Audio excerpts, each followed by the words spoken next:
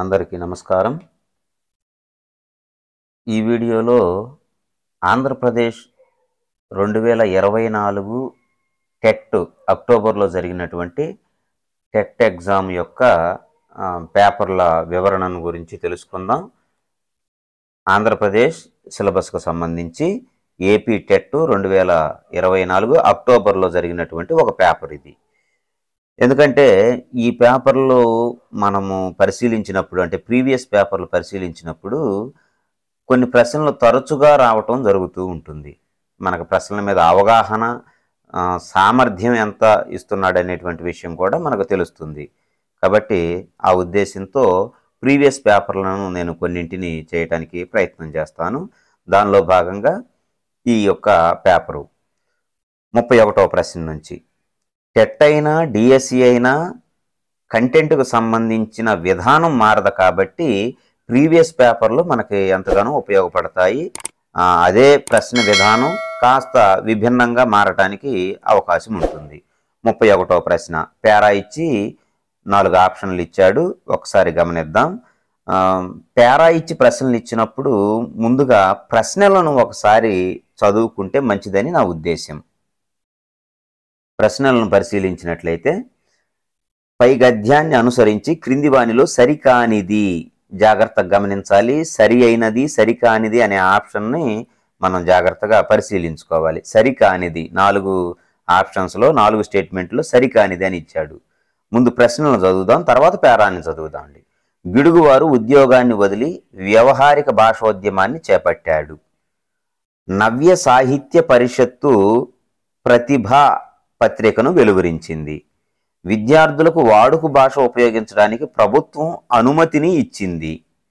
పండితులు ఒత్తిడి తెచ్చినా ప్రభుత్వం విద్యార్థులకు ఇచ్చిన అనుమతిని ఉపసంహరించుకోలేదు. ఇవి 4 ఆప్షన్స్. ఇప్పుడు పేరాను చదువుదాండి. ఇలా చదివినప్పుడు ఏంటంటే మనకి ఆ పేరాలో ఈ యొక్క అంశాలకు సంబంధించిన విషయాలు రాగానే మనం కాస్త వేగంగా గుర్తించడానికి అవకాశం ఉంటుంది. పేరా, తెలుగు సాహిత్య చరిత్రలో 1911వ సంవత్సరం చాలా ప్రధానమైనది. మనకిది పేరాలో ఏమి రాలేదు, ఇది 4 ఆప్షన్స్లో రాలేదు. గిడుగువారు ఉద్యోగాన్ని వదిలి వ్యవహారిక భాషోద్యమం పూర్తిగా చేపట్టడం మనకి 1వ పాయింట్లోనే వచ్చింది. గిడుగువారు ఉద్యోగాన్ని వదిలి వ్యవహారిక భాషోద్యమాన్ని చేపట్టాడు అని. కాబట్టి ఇది సరైందే కదా. మనకు స్టేట్మెంట్ ఏంటంటే సరికానిది అడిగాడు. స్కూల్ ఫైనల్, ఇంటర్ విద్యార్థులు వాడుక భాష ఉపయోగించడానికి ప్రభుత్వం అనుమతించడం, ఆంధ్ర సాహిత్య పరిషత్తు స్థాపించడం ముఖ్యమైనవి. అయితే పెద్దలు పండితులు కలిసి వ్యవహారిక భాషకు వ్యతిరేకంగా మద్రాసు ప్రభుత్వంపై ఒత్తిడి తెచ్చి వారిచ్చిన అనుమతిని ఉపసంహరించేలా చేశారు. ఆంధ్ర సాహిత్య పరిషత్తుకు సవాలుగా నవ్య సాహిత్య పరిషత్తు బయలుదేరింది. ప్రతిభ అనే పత్రికను కూడా వెలువరించింది. ఈ నవ్య సాహిత్య పరిషత్తును స్థాపించిన వారే ప్రతిభ అనేటువంటి పత్రికను కూడా వెలువరించారు. ఎవరు వీరంటే ఆంధ్ర సాహిత్య పరిషత్తుకు సవాలుగా, ఆంధ్ర సాహిత్య పరిషత్తుకు వ్యతిరేకంగా నడిపినటువంటి వాళ్ళు అన్నమాట. ఒకసారి ఆప్షన్లో గిడుగువారు ఉద్యోగాన్ని వదిలి వ్యవహారిక భాషోద్యమాన్ని చేపట్టారు. ఇది సరైన స్టేట్మెంటే. 2, నవ్య సాహిత్య పరిషత్తు ప్రతిభ పత్రికను వెలువరించింది. అంతే కదా, నవ్య సాహిత్య పరిషత్తు ప్రతిభ అనే పత్రికను వెలువరించింది. కాబట్టి 2వది కూడా సరైనటువంటి స్టేట్మెంటే. 3వది వచ్చేసరికి విద్యార్థులకు వాడుక భాష ఉపయోగించడానికి ప్రభుత్వం అనుమతినిచ్చింది. రైటే కదా, విద్యార్థులకు అనుమతినిచ్చింది. కాబట్టి 3వ స్టేట్మెంట్ కూడా సరైందే.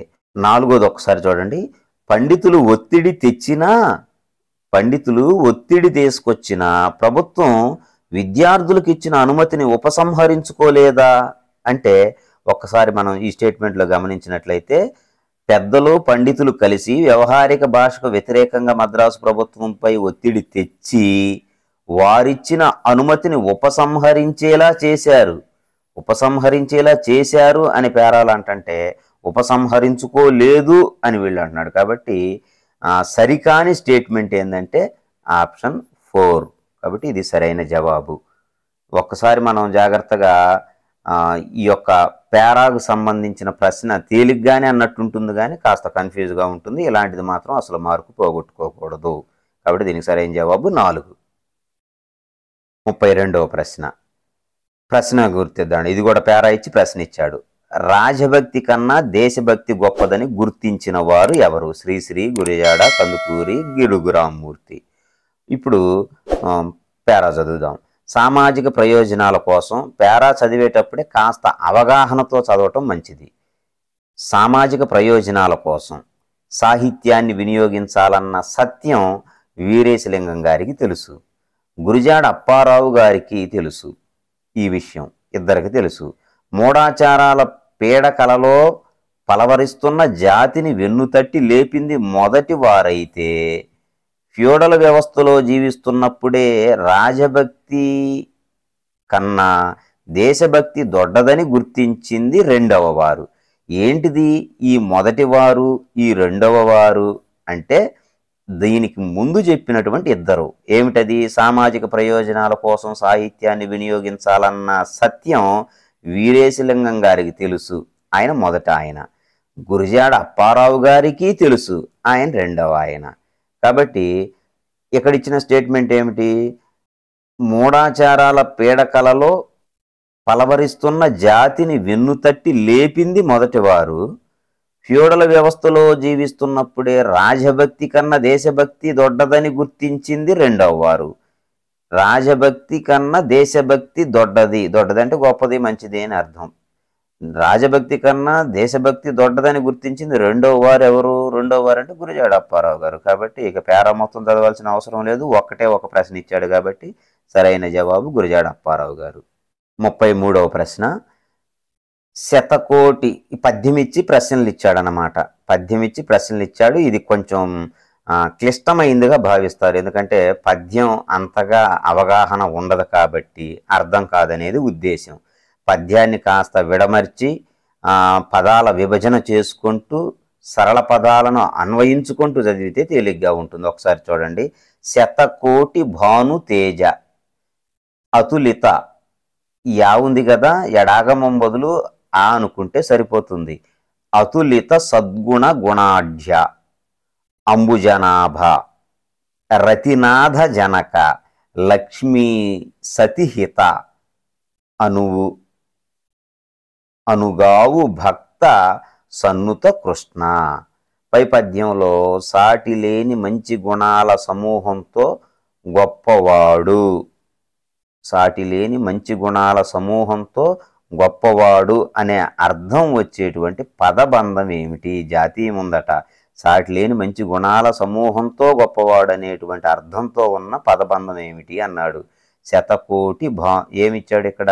అతులిత సద్గుణ గుణాఢ్య రతినాథ జనక శతకోటి భాను తేజ అంబుజ నాభ. అంబుజ నాభ, అంబుజము నాభియందు గలవాడు అని అర్థం కాదు. శతకోటి భాను తేజ, శతకోటి సూర్యుల యొక్క తేజస్సు కలిగిన వాడు అని అర్థం. కాబట్టి ఇది జాతీయం కాదు. రతినాథ జనక, రతినాథుని యొక్క తండ్రి, కాబట్టి ఇది కాదు. అతులిత సద్గుణ గుణాఢ్య, అతులిత సద్గుణ విలువైనటువంటి సద్గుణాలు కలిగినటువంటి గుణాఢ్య, సద్గుణాలకు నిలయమైనటువంటి వాడా. సాటిలేని మంచి గుణాల సమూహంతో గొప్పవాడా. కాబట్టి సాటిలేని మంచి గుణాల సమూహం, మంచి గుణాలు సద్గుణాలు. కాబట్టి జవాబు 1. కాస్త ఆలోచించగలిగితే, కొంచెం పద్యాన్ని అర్థం చేసుకోగలిగితే మనం తేలిగ్గానే ఈ ప్రశ్న పోగొట్టుకోకుండా ఉండవచ్చు. 34లో కూడా పద్యం ఇచ్చి 4 ఆప్షన్స్ ఇచ్చాడు. ఆచార్యునికి ఎదిరింపకు సుమతి శతక పద్యం, కుమార శతక పద్యం పక్కపల నరసయ్య. కుమార అనేటువంటిది మొగటం. ఆచార్యునికి ఎదిరింపకు బ్రోచిన దొర నింద సేయబోకుము కార్యాలోచనము ఒంటి సేయకు ఆచారము విడువబోకుమయ్యా కుమార. ఆచార్యునికి ఎదిరింపకు తేలికైందే, మనకి ఎక్కువ పరిచయం ఉన్నటువంటి పద్యమే. ఆచార్యునికి ఎదిరింపకు బ్రోచిన దొర, నిన్ను రక్షించినటువంటి యొక్క దొరను లేదా నీకు రక్షణ కల్పించినటువంటి వారిని నింద చేయబోకుము, వాళ్ళని నిందించమాక. కార్యాలోచనము, ఏదైనా ఒక పని చెయ్యాలి అనంటే, ఒక కార్యం చెయ్యాలనే ఆలోచన నువ్వు చేస్తే ఒంటి చేయకు, ఒక్కడవే ఆలోచించకు. ఆచారము విడువబోకుము అయ్యా, ఓరయ్యా ఆచారాన్ని విడిచిపెట్టమాక. అదనమాట. పై పద్యంలో ఒంటరిగా చేయకూడనిది ఏమిటి? కార్యాలోచనము ఒంటి చేయకు. ఆచార్యుని ఎదిరించటమా, ఆచారము విడుచుట, కార్యాలోచనమా, బ్రోచిన దొర నింద చేయటమా అంటే ఇది అనమాట. కార్యాలోచనము ఒంటి చేయకు. కార్యాలోచనము, ఏదైనా ఒక పని చేయాలంటే ఒక్కడవే ఆలోచించమాక. ఆ పనిని గురించి నలుగురితో పంచుకుంటే 4 రకాలైనటువంటి సలహాలు ఇస్తారు అనే అర్థంలో చెప్పబడినటువంటి పద్యం. కాబట్టి జవాబు 3. 35. రావ్ అన్న కలం పేరుతో రచన చేసింది ఎవరు? రావ్. నేను గత వీడియోలో 8వ తరగతికి సంబంధించినటువంటి టెక్స్ట్ బుక్లో ఉన్నటువంటి వాటిని వివరిస్తూ చెప్పాను. రావ్. మొద్దు గుర్తు కూడా చెప్పాను. రావ్ అంటే సహజంగా మనకు ఆప్షన్లో చూడండి, జంధ్యాల సుబ్రహ్మణ్య శాస్త్రి, బులుసు వెంకటరమణయ్య, మధురాంతకం రాజారాం, పాలగుమ్మి విశ్వనాథం. బులుసు అనగానే పులుసు గుర్తు రావాలని చెప్పాను. పులుసు పెట్టడం రావు, పులుసు పెట్టడం అందరికీ రాదు, రావు అనే మొద్దు గుర్తు చెప్పాను. కాబట్టి బులుసు వెంకటరమణయ్య, పులుసు అని గుర్తు పెట్టుకుంటే బులుసు అనే పదం రాగానే మనకు సహజంగా దగ్గర పదాలు కాబట్టి గుర్తుంటుంది.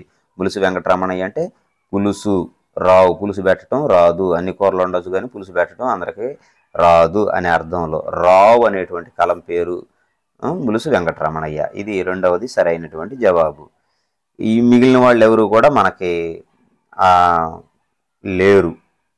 6 నుంచి 10వ తరగతి వరకు ఉన్నటువంటి పాఠ్యపుస్తకాల్లో ఏ కవి కూడా లేరు. 36. నా బాల్యం పాఠంలోని ఇతివృత్తం ఏమిటి? ఇతివృత్తాలకు సంబంధించినటువంటివి కానీ ప్రక్రియలకు సంబంధించినటువంటివి కానీ ఒక ప్రశ్న ఖచ్చితంగా రావడానికి అవకాశం ఉంటుంది. నా బాల్యం పాఠంలోని ఇతివృత్తం ఏమిటి? నా బాల్యం అనేటువంటి పాఠం మనకు 3వ తరగతి తెలుగులో ఇవ్వటం జరిగింది. 3వ తరగతిలో షేక్ నాజర్ గారు రచించారు దీన్ని. షేక్ నాజర్ గారు అనగానే మనకు వెంటనే గుర్తుకు రావాల్సింది ఏంటంటే బుర్రకథ. బుర్రకథ పితామహుడు అనమాట. పద్మశ్రీ కళల్లో మొదటిసారి పద్మశ్రీ బహుమతి పొందినటువంటి ఆయన షేక్ నాజర్ గారు. గుంటూరు ప్రాంతానికి చెందినటువంటి వ్యక్తి. నా బాల్యం పాఠంలోని ఇతివృత్తం ఏంటంటే నైతిక విలువలు, పిల్లల స్వభావం, కళలు, సమయస్ఫూర్తి. బుర్రకథ కళలకు సంబంధించినటువంటి పాఠం. నైతిక విలువలు ఎప్పుడు వస్తుందంటే శతక మాధుర్యం కానీ, శతక మధురిమ. ఇప్పుడు కొత్త పాఠ్య పుస్తకంలో అయితే శతక మాధుర్యం అన్నాడు 10వ తరగతి. పాత టెక్స్ట్ బుక్లో అయితే శతక మధురిమ అని అంటాడు. శతక మధురిమ, పద్య రత్నాలు, మేలిమి రత్నాలు ఇలాంటివన్నీ కూడా నైతిక విలువలు. శతకానికి సంబంధించిన పాఠం అంటే ఇతివృత్తం నైతిక విలువలే, అది ఏ తరగతిలో ఉన్నా సరే. 37. తన జీవిత అనుభవాలు, భావాలతో కలబోసి తనకు తానే రాసుకునే సాహితీ ప్రక్రియ గురించి ఇచ్చాడు. చూడండి, ప్రక్రియ నిర్వచనం. తన జీవిత అనుభవాలతో, భావాలతో కలబోసి తనకు తానే రాసుకునే ప్రక్రియ. తన గురించి తాను రాసుకుంటే ఆత్మకథ, వేరొక వ్యక్తి గురించి రాస్తే జీవిత చరిత్ర. కాబట్టి ఆత్మకథ దీనికి సరైనటువంటి జవాబు. గల్పిక కాదు, కథ కాదు. 38. తొలి తెలుగు యాత్రా రచన. తొలి తెలుగు యాత్రా రచన. ఈ తొలి తెలుగు అనేటువంటి దానితో 7వ తరగతి టెక్స్ట్ బుక్లో చివర అట్ట మీద, 7వ తరగతి పాఠ్యపుస్తకంలో ఒక చక్కటి అట్ట మీద లాస్ట్ పేజీలో ఒక పట్టిక ఇచ్చాడు. గత టెట్లో దరిదాపుగా ఈ తొలి తెలుగు అనేటువంటి ప్రశ్న మొత్తం అక్కడ 12 దాకా ఉంటాయి. 15 ప్రశ్నల పైన అడిగాడు, వాటిని మళ్ళీ రిపీట్ చేస్తూ. కాబట్టి అది ఒక్కసారి గమనించండి. తొలి తెలుగు అనేటువంటి దానికి సంబంధించిన విషయం. తొలి తెలుగు యాత్రా రచన కాశీయాత్రా చరిత్ర. కాశీయాత్రా చరిత్ర ఏనుగుల వీరస్వామి. ఏనుగుల వీరస్వామి. గతంలో నేను చెప్పాను కాశీయాత్ర.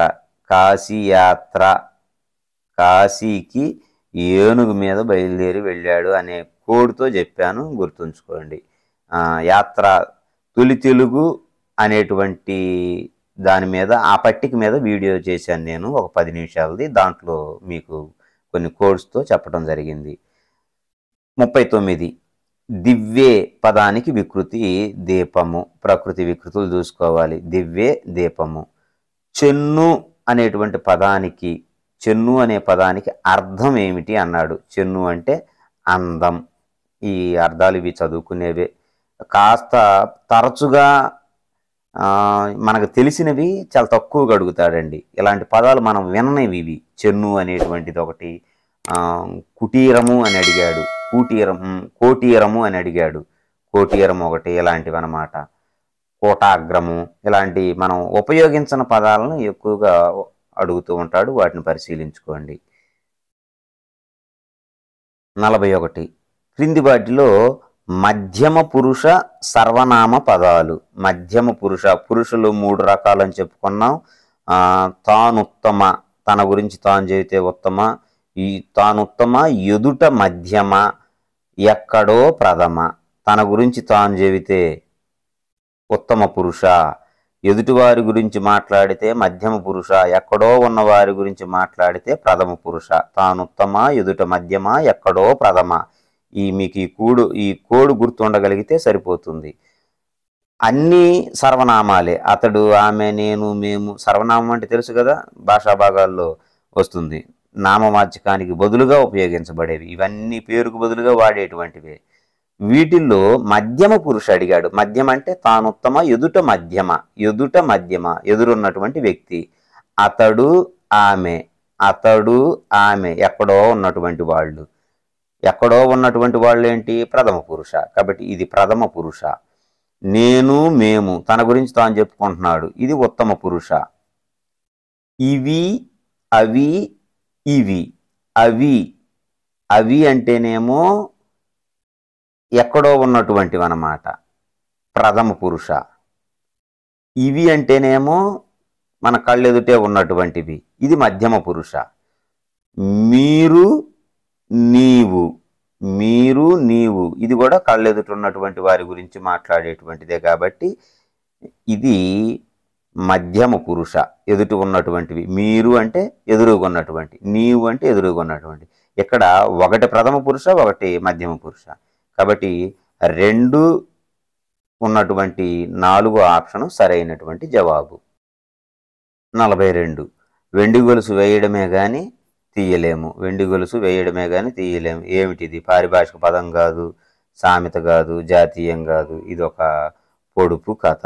పొడుపు కథలు, సామెతలు, జాతీయాలకు సంబంధించి పారిభాషిక పదాలు 4 టాపిక్లు ఇంపార్టెంటే. ఖచ్చితంగా 2 టాపిక్ల మీద రావడానికి ఎక్కువగా అవకాశం ఉంటుంది. 43వ ప్రశ్న. దళము అను పదమునకు పర్యాయ పదాలు అడిగాడు. దళము అనే పదానికి పర్యాయ పదాలు. ఆకు, సైన్యం. మనకు వెంటనే ఇదేమని అనిపించిద్ది. దళం అంటే ఆకు, రైటే కదా. దళము, తులసి దళం అంటాం, ఆకే. దళం అంటే బెటాలియన్ అంటాం కదా, సైన్యం. ఆకు, సైన్యం 2 రైటే కదా అనిపిస్తుంది. కానీ పర్యాయ పదాలు అడిగాడు. పర్యాయ పదాలు అంటే అదే అర్థాన్ని ఇచ్చేటువంటి పదాలను పర్యాయ పదాలు అంటారు. ఆకు, సైన్యం ఈ 2 పదాలు దీనికి సంబంధించినవే, కానీ వేరు వేరు అర్థాలు. కాబట్టి ఇది నానా అర్థం అవుతుంది. అడిగింది పర్యాయ పదం. ఆకు వలనము, సైన్యం సేన, బలం ధర్మం. బలం ధర్మం కాదు, ఆకు కలిసింది వలనము గలవలేదు, ఇది కాదు. సైన్యం, సేన. సైన్యం అన్నా సేనన్నా ఒకటే. దళం అనే దానికి పర్యాయ పదాలుగా వాడతారు. వాస్తవానికి దళం అనే దానికి విద్యార్థులకు పర్యాయ పదం ఏమి ఇస్తాడంటే ఆకు ఒకటిస్తాడు, పత్రము ఒకటిస్తాడు అన్నమాట. ఆకు నానార్థం అడిగాడు 8వ తరగతిలో. కానీ ఇక్కడ సైన్యం, సేన అని కాస్త విభిన్నంగా 2వ అర్థానికి ఆకు అనే దానికి పర్యాయ పదాలు తీసుకోలేదు. సైన్యం అనే దానికి పర్యాయ పదాలు తీసుకొని సైన్యం, సేన అని ఇచ్చాడు దళము అనే దానికి. కాబట్టి సరైన జవాబు 3. 44వ ప్రశ్న. స్త్రీలను గూర్చి చెప్పే పదాలు. మహతీవాచకాలు, మహద్వాచకాలు, తిర్యగ్వాచకాలు, జడవాచకాలు. మహతి స్త్రీవాచక సంబంధమైనవి, మహద్వాచకాలు పురుషవాచక సంబంధమైనవి. కాబట్టి సరైనటువంటి జవాబు మహతి వాచకాలు. 45వ ప్రశ్న, మనమంతా ధర్మం కొరకు పాటుపడాలి. కొరకు కింద గీత గీసిన పదం ఏ విభక్తి ప్రత్యయం అన్నాడు? కొరకునికై చతుర్థి విభక్తి ప్రత్యయం. మీకు విభక్తి ప్రత్యయాల యొక్క పట్టిక రావాల్సిందే. ఒక చక్కటి చార్ట్ మీద ఒకదాని మీద రాసుకొని గోడకో దేనికో అంటించి మీరు ఎక్కువగా దాన్ని గమనిస్తూ ఉంటే మంచిది. అయితే డిఎస్సి పర్పస్లో ఇలా కొరకు ఏ విభక్తి ప్రత్యయం, అందున్నన్ సప్తమి విభక్తి, కినుకుని యొక్క లోన్ లోపలన్ షష్ఠి విభక్తి, ఈ టైప్లో అయితే నేను అడుగుతాడని నేను ఆశించట్లేదు. దీనికి సంబంధించి ఏ సందర్భంలో ఉపయోగిస్తాడని విభక్తి ప్రత్యయాలు ఉపయోగించే విధానానికి సంబంధించి 7వ తరగతిలో ఇచ్చాడు. దాని మీద ప్రశ్న అడగటానికి ఎక్కువగా అవకాశం ఉంటుంది. నేను గత వీడియోలో కూడా విభక్తి ప్రత్యయాల మీద ప్రత్యేకంగా చేశాను. అది ఎక్కువగా ఆ డిఎస్సి ఎగ్జామ్లో అడిగేటువంటి విధానాన్ని ప్రస్తావిస్తూ. కాబట్టి కొరకునికై చతుర్థి విభక్తి ప్రత్యయాలు. 46, క్రింది వాటిలో వర్తమానకాల వాక్యం ఏమిటి అన్నాడు. వర్తమానకాల వాక్యం ప్రజెంట్ టెన్స్కి సంబంధించినటువంటి వాక్యం ఏమిటి అన్నాడు. కథ రాశాడు, అయిపోయింది, భూతకాలం. క్రియను చూస్తే మనకు తెలిసిపోతుంది కాలం ఏమిటనేది. జోసఫ్ ఊరికి వెళ్తాడు, వెళ్ళలేదు, వెళ్తాడు, భవిష్యత్తు కాలం. సింధుజ పాట పాడింది, అయిపోయింది, పాడింది, కాబట్టి భూతకాలం. మణిమేకల ముగ్గు వేస్తున్నది, ప్రజెంట్ కంటిన్యూస్ టెన్స్ అన్నమాట, వేస్తూ ఉన్నది, కాబట్టి జవాబు సరైన జవాబు 4. 47, క్రింది వాటిలో భూతకాలిక అసమాపక క్రియ వాక్యాన్ని గుర్తించండి. భూతకాలిక అసమాపక క్రియ మీకు 3 మనకు ప్రత్యేకించి ఒక 4 విషయాలు తెలియాలి. 1, భూతకాలిక అసమాపక క్రియను క్వార్థం అంటారు. భూతకాలిక అసమాపక క్రియను క్వార్థం అంటారు. వర్తమాన కాల అసమాపక క్రియను చిత్రార్థకం అంటారు. భవిష్యత్ కాల అసమాపక క్రియను ఛేదార్థకం అంటారు. ఈ మూడిటి యొక్క వ్యత్యాసం తెలియాలి. మీరు బడికి వెళ్తే వస్తే ఏ అనేది వస్తే అది ఛేదార్థకం, భవిష్యత్తు కాల అసమాపక క్రియ. నేను బడికి వెళ్తూ, మీరు బడికి వెళ్ళకపోతే, ఇవి అసమాపక క్రియలు. 0.4 అసమాపక క్రియలే. అయితే మనం ఇంతకుముందు చెప్పుకున్నాం, క్వార్థం, శత్రార్థకం, ఛేదార్థకం. క్వార్థం అంటే భూతకాలిక అసమాపక క్రియ, దీంట్లో ఈ అనేటువంటిది ధాతువు చేరుతుంది, ఈ అనేటువంటి అచ్చు ఉంటుందన్నమాట అసమాపక క్రియకు. చిత్రార్థకానికి ఏమో వర్తమాన కాల అసమాపక క్రియ ఊ ఉంటుంది, ఛేదార్థకమేమో భవిష్యత్తు కాల అసమాపక క్రియ ఏ ఉంటుంది. వెళితే కాబట్టి ఇది ఛేదార్థకం భవిష్యత్తు కాలానికి సంబంధించి. వెళుతూ చిత్రార్థకం. వెళ్ళకపోతే ఇది కూడా ఛేదార్థకం, వ్యతిరేకార్థకంలో ఇచ్చినటువంటిది అన్నమాట. వెళ్ళి ఈ అని వచ్చింది, ఇది క్వార్థకం. కాబట్టి భూతకాలిక అసమాపక క్రియ గల వాక్యం ఏమిటంటే వెళ్ళి. మనకి ఈ చూసుకున్నా తెలిసిపోతుంది. వెళితే ఇంకా వెళితే భవిష్యత్తు కాలం. వెళుతూ ప్రజెంట్ కంటిన్యూస్ టెన్స్ వర్తమాన కాలం. వెళ్ళకపోతే ఇది కూడా జరగల, ఒకవేళ వెళ్ళకపోతే భవిష్యత్తు కాలానికి సంబంధించి వ్యతిరేకార్థకం అన్నమాట. వెళ్ళి ఇది అయిపోయింది, వెళ్ళి చదువుకున్నాను, అయిపోయింది, కాబట్టి భూతకాలిక అసమాపక క్రియ. అలాగనే 48, క్రింది వాటిలో సరైన సంయుక్త వాక్యాన్ని గుర్తించండి అన్నాడు. శారద టిఫిన్ తిన్నది, శారద కాఫీ తాగింది. ఒకటే మొద్దు గుర్తు. సంయుక్త వాక్యంలో మరియు అనేటువంటి సంయుక్త పదం, కానీ, కాబట్టి ఇలాంటి పదాలు వస్తాయి. అసమాపక క్రియలు అసలు రావు. అసమాపక క్రియ వచ్చిందంటే అది సంశ్లిష్ట వాక్యం అని అర్థం. శారద టిఫిన్ తిన్నది, ఇది ఒక సామాన్య వాక్యం. శారద కాఫీ తాగింది, ఇది ఒక సామాన్య వాక్యం. 2 సామాన్య వాక్యాలే, కాబట్టి ఇది కాదు. వివేకానందుడు షికాగో వెళ్ళి ఉపన్యసించాడు, అసమాపక క్రియ వచ్చింది. అసమాపక క్రియ వస్తే సంశ్లిష్ట వాక్యం, కాబట్టి ఇది కాదు. సౌజన్య తెలివైనది చురుకైనది. 4 కమల పరీక్ష రాసి భూతకాలిక అసమాపక్రియ వచ్చింది. ఇందాక చెప్పుకున్నాం కదా స్వార్థమని. కాబట్టి అసమాపక్రియ వస్తే అది సంశ్లిష్ట వాక్యం. ఇది కాదు. సౌజన్య తెలివైనది చురుకైనది. ఆధునిక విధానంలో మరియు బదులు అనేటువంటి కామాను ఉపయోగిస్తున్నాడు. సౌజన్య తెలివైనది మరియు చురుకైనది. కాబట్టి 3వది సరైనటువంటి జవాబు. 49వ ప్రశ్న. పెదవి సహాయంతో పలికే అక్షరాలు ఏవి అని అడిగాడు. పెదవి సహాయంతో పలికేటువంటి అక్షరాలు ఏవి?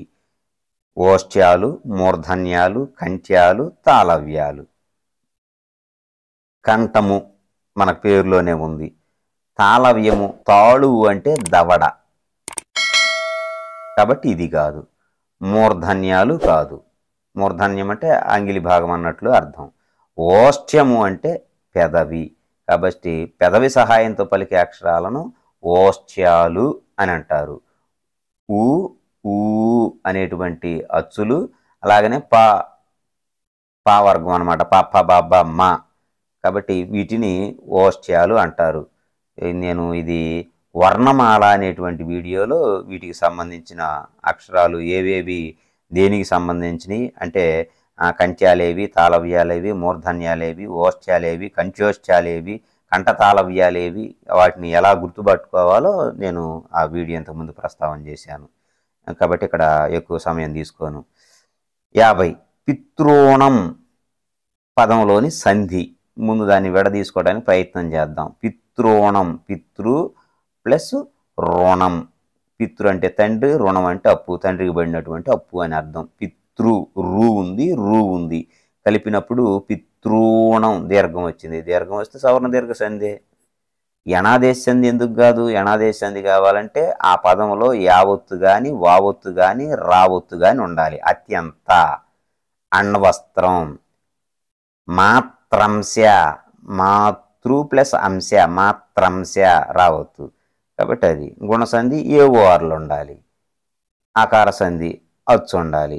ఈ 3 కూడా సంస్కృత సంధులు, ఇది ఒకటి తెలుగు సంధి అనమాట. కాబట్టి ఈ పదం కూడా సంస్కృత పదమే.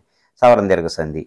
అలాగనే 51 అచ్చులను ఇలా కూడా పిలుస్తాం. అచ్చులను ఇలా కూడా పిలుస్తాం. స్వరాలు, వ్యంజనాలు, నాదాలు, స్పర్శాలు. అచ్చులను ఏమని పిలుస్తాం? స్వరాలని పిలుస్తాం, నాదాలని పిలుస్తాం. వ్యంజనాలు అంటే హల్లులు అనమాట. స్పర్శాలేమో ఇవి హల్లుల్లోని రకాలు అనమాట స్పర్శాలు. కాబట్టి స్వరాలు, నాదాలు, స్వరాలు, నాదాలు ఇదనమాట సరైనటువంటి జవాబు. 52వ ప్రశ్న. భాసదుల్ ఈ పదంలో గల గణం ఏమిటి? భాసదుల్ ఛందస్సుకు సంబంధించి. భా గురువు, సా లఘువు, దుల్ పొల్లు హల్లుతో కూడిన రెండింటిని కలిపి గురువుగానే భావించాలి. కాబట్టి గురువు, లఘువు, గురువు. మధ్య లఘువు అనమాట. మధ్య లఘువు ఏమిటి? రగణం. సరైన జవాబు రగణం. లేదా యమాత రాజబాణ సలగం అని రాసుకొని వాటికి గురువు లఘువులు గుర్తించుకొని ఎక్కడ ఉందో మనం అట్లాగా వెతుక్కోవచ్చు. దానికంటే ముఖ్యంగా ఇటీవల కాలంలో దీనికి సంబంధించి కాస్త ప్రత్యేకంగా అడుగుతున్నారు. అంటే ఆది గురువు ఏమిటి, మధ్య గురువు ఏమిటి, అంత్య లఘువు ఏమిటి, ఇలాగా. కాబట్టి భజస ఎరత మన అనేటువంటిది మీరు గుర్తుపెట్టుకోగలిగితే భజస యరత మన మన ఇది గుర్తుపెట్టుకోగలిగితే ఇది ఆది గురువు. ఆది గురువు అంటే ఆదిలో గురువు, మిగిలిన 2 లఘువులని. మధ్య గురువు అంటే అటు ఇటు లఘువు. అంత్య గురువు మొదటి 2 లఘువులు. ఆది లఘువు 2 గురువులు. అంటే మొదట ఒక్క స్థానాన్ని ప్రస్తావిస్తే మిగిలినవి 2 దానికి వ్యతిరేకం అన్నమాట. అంత్య లఘువు అంటే అటు ఇటు గురువులు. అంత్య లఘువు 2 గురువులు.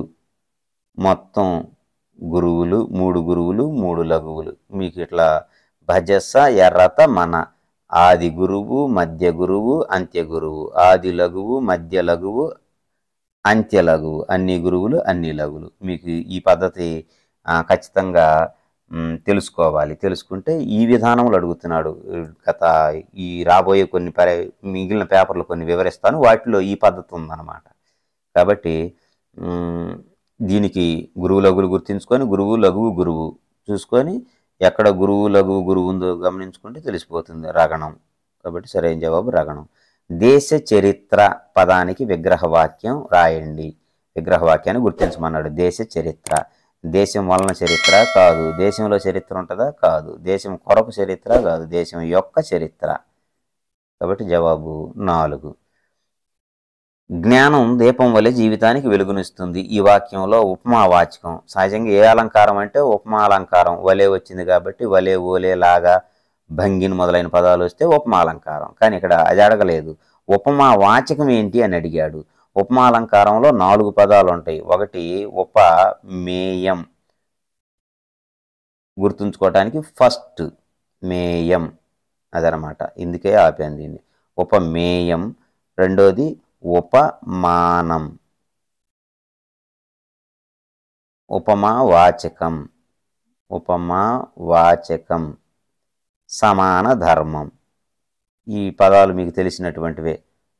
అలంకారాల్లో చెప్పుకున్నాం. సమాన ధర్మం. ఉపమేయం. ఏ వస్తువునైతే వర్ణిస్తున్నామో, దేనిని వర్ణిస్తున్నామో అది ఉపమేయం. దేనితో అది ఉపమానం. వలే, ఓలేలాగా ఇవన్నీ కూడా ఉపమావాచకం. సమాన ధర్మం. ఈ రెండిట్లో ఉన్నటువంటి ఒకే విధమైన లక్షణం. ఇప్పుడు దేన్ని వర్ణిస్తున్నాం? ఇందులో జ్ఞానం దీపం వలె జీవితానికి వెలుగునిస్తుంది. జ్ఞానం దీపం వలె జ్ఞానాన్ని వర్ణిస్తున్నాం కాబట్టి ఇది ఉపమేయం.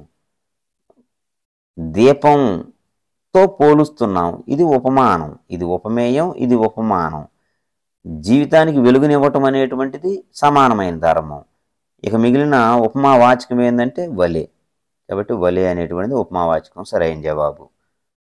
55. పలు భాషణ అలవాట్లతో కూడిన సంక్లిష్ట వ్యవస్థ భాష. తెలుగు మెథడాలజీకి సంబంధించినటువంటి ప్రశ్నలు అన్నమాట. పలు భాషణ అలవాట్లతో కూడిన సంక్లిష్ట వ్యవస్థ భాష. భాష నిర్వచనాలకు సంబంధించినటువంటి ప్రశ్నలు. చామ్స్కీ, నోమ్ చామ్స్కీ, జాన్సన్, ఎన్ కృష్ణస్వామి, హాకెట్. హాకెట్ అనగానే మనకి హాబిట్స్ అనమాట. హాబిట్స్ అంటే అలవాట్లు. అలవాట్లు అనే పదం కనిపిస్తే లేదా సంక్లిష్ట వ్యవస్థ ఈ 2 పదాల్లో ఒకటి. ఈ రెండిట్లో కూడా దీన్ని ఎక్కువ గుర్తుపెట్టుకోవచ్చు. హాబీస్ అనమాట. అలవాట్లు అంటాం కదా, హాబీసు. అలవాట్లు అనగానే హాకెట్. ఇంకంతే, మొద్దు గుర్తు నిర్వచనం. కాబట్టి జవాబు 4.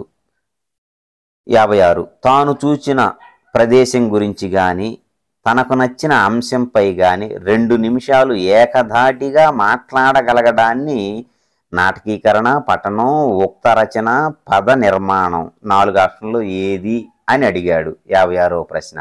ఇది టెట్ 2018లో అడిగాడు, 2022లో అడిగాడు, 2024 ఇప్పుడు వివరించేటువంటి అక్టోబర్లో జరిగిన ఈ టెట్లో అడిగాడు. ఎంత ప్రాముఖ్యమైందో గమనించండి. ఎందుకు ఎంత ప్రాముఖ్యమైందంటే తాను చూసిన ప్రదేశం గురించి కానీ తనకు నచ్చిన అంశంపై కానీ 2 నిమిషాలు ఏకధాటిగా మాట్లాడగలగడం అనగానే, సహజంగా మాట్లాడటం అనగానే మనం ఏమనుకుంటాం?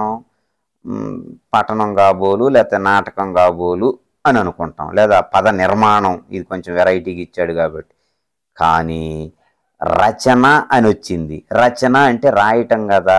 కాబట్టి ఇది కాదు అని మనం మొట్టమొదట ఆప్షన్గా దీన్ని తీసేస్తాం. కానీ జవాబు ఇదే.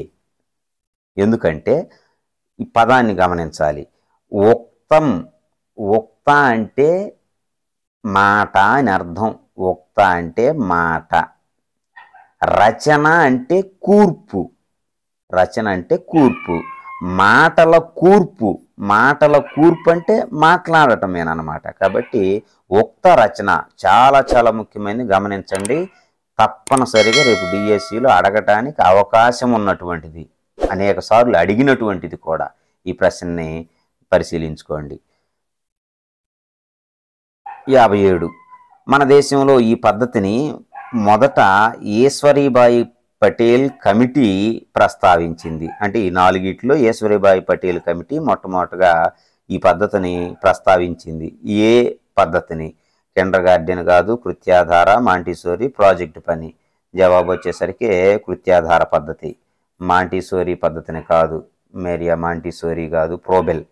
అలాగనే కిండర్ గార్డెన్, ప్రోబెల్. మేరియా మాంటిసోరీ పద్ధతి కాదు, ప్రాజెక్టు పద్ధతి కాదు. కృత్యాధార పద్ధతిని గురించి ఈశ్వరీబాయి కమిటీ మొట్టమొదటిగా మనకి ప్రస్తావన చేసిందనమాట. ఆ కమిటీలో ఈ కృత్యాధార పద్ధతికి సంబంధించినటువంటి ప్రస్తావన ఉన్నది అని అర్థం. 58. ఒక విషయం యొక్క భావాన్ని గ్రహించి తన సొంత వాక్యాలలో వివరిస్తూ చక్కగా రాయడాన్ని ఏమంటారు? విస్తృత రచన, సంయుక్త రచన, అనువాద రచన, సంక్షిప్త రచన. సంయుక్త రచన కాదు, అనువాదం ట్రాన్స్లేషన్ కాదు, సంక్షిప్త రచన లేకపోతే విస్తృత రచన. జాగ్రత్త, ఇది తరచుగా ఎక్కువగా అడుగుతున్నటువంటి ప్రశ్న అన్నమాట. ఒక విషయాన్ని ఒక భావాన్ని గ్రహించి తన సొంత వాక్యాలలో రాస్తే అది విస్తృత రచన. అట్లా కాకుండా ఒక విస్తృతమైనటువంటి ఒక విషయాన్ని ఇచ్చి దాన్ని కుదించి దాన్ని తక్కువ చేసి కొద్దిలో రాయటం అయితే అది సంక్షిప్త రచన అంటారు దాన్ని. అలాంటి దాన్ని సంక్షిప్త రచన అంటారు. అంటే ఉదాహరణకు మనకి మెథడాలజీ పుస్తకంలోనే, పాఠ్యపుస్తకంలోనే ఇవ్వడం జరిగింది. సుమారుగా 90 పదాలతో ఒక పేరా ఇచ్చి దాన్ని 1/3 వంతు అంటే 1/3 వంతుగా మార్చి రాయమంటే, అంటే ఒక 90 పదాలతో ఇచ్చినటువంటి పేరాని ఒక 30 పదాలతో రాస్తే దాన్ని సంక్షిప్త రచన అంటారు. ఒక విషయాన్ని గ్రహించి సొంత మాటల్లో విస్తృతంగా రాయడం అన్నమాట, అది విస్తృత రచన. కాబట్టి ఈ ప్రశ్నకి జవాబు 58కి విస్తృత రచన. 59. వార్తాపత్రికలు ఈ క్రింది వానిలో ఏ ఉపకరణాలకు సంబంధించిన ఉదాహరణ? గుర్తుంచుకోండి, ఇంపార్టెంట్. ఉపకరణాలకు సంబంధించి, బోధనోపకరణాలకు సంబంధించినటువంటి ప్రశ్న ఒకటి ఖచ్చితంగా ఉంటుంది. వార్తాపత్రికలు అనేటువంటి దేనికి సంబంధించింది? శ్రవ్య బోధనోపకరణమా, లేకపోతే త్రిపార్శ్వ బోధనోపకరణమా, శ్రవ్యము మరియు దృశ్యము కలిగినటువంటి బోధనోపకరణమా, దృశ్య బోధనోపకరణమా? అసలు శ్రవ్యం కాదు, వినిపించేవి కాదుగా వార్తాపత్రికలు. కాబట్టి శ్రవ్యం కాదు. ఈ రెండిట్లో శ్రవ్యం వచ్చింది కాబట్టి ఈ రెండు అసలు కానే కాదు. త్రిపార్శ్వోపకరణాలంటే ఇవి దీనికి సంబంధించినటువంటి, త్రిపార్శ్వానికి సంబంధించినటువంటి కావు. అవి త్రిపార్శ్వోపకరణాలంటే నమూనాలు ఇలాంటివి అన్నమాట. ఎత్తు, పొడవు, వెడల్పు ఈ మూడిటితో కూడినవి త్రిపార్శ్వ ఉపకరణాలు. కాబట్టి ఇది కాదు. దృశ్య ఉపకరణాలు చూసేటువంటివి అన్నమాట. కాబట్టి జవాబు 4. దాన్నే దృశ్య బోధనోపకరణం అంటారు. 60వ ప్రశ్న, చివరి ప్రశ్న. ఏ అంశాన్నైతే మదింపు చేయాలని భావిస్తామో, ఏ అంశాన్నైతే మనం మదింపు చేయాలి అని భావిస్తామో ఆ అంశాన్ని మాత్రమే మదింపు చేయటం అనేటువంటిది వస్తునిష్టత, ప్రామాణికత, ఔపయోగిత, నిరంతరం అనుకుంటాం. ఎందుకంటే సిసిఈ అనే దాంట్లో నిరంతర సమగ్ర మూల్యాంకనం అన్నాడు కాబట్టి పదం ఇచ్చి కన్ఫ్యూజ్ చేయటమే, ఏం లేదు. ఔపయోగిత కాదు, వస్తునిష్టత కాదు. ప్రామాణికత అంటే ఒక పరీక్ష పెట్టినప్పుడు మనం ఏదన్నా ఒక నైపుణ్యాన్ని లేదా ఒక విషయాన్ని, ఒక అంశాన్ని మదింపు చేయాలనుకుంటే ఆ మదింపు చేయాలని దేన్నైతే భావిస్తామో ఆ అంశాన్ని మాత్రమే మదింపు చేస్తే దానికి, ఆ ఎగ్జామ్కి, ఆ మదింపుకి ప్రామాణికత ఉన్నట్లు లెక్క. కాబట్టి ప్రామాణికత అనేటువంటిది సరైన జవాబు. ఈ విధానంలో మిగిలినటువంటి పేపర్లను కూడా నేను తరచుగా అందించడానికి ప్రయత్నం చేస్తాను. ప్రీవియస్ పేపర్లో ముఖ్యమైనవిగా భావించండి, మరలా రావటానికి అవకాశం ఉండేటువంటి విధానం. మరి ఒక వీడియోలో ఇంత వివరంగా కాకుండా, ఎందుకంటే తెలిసినవే కాబట్టి కాస్త వేగంగా చెప్పడానికి ప్రయత్నం చేస్తాను. ధన్యవాదాలు.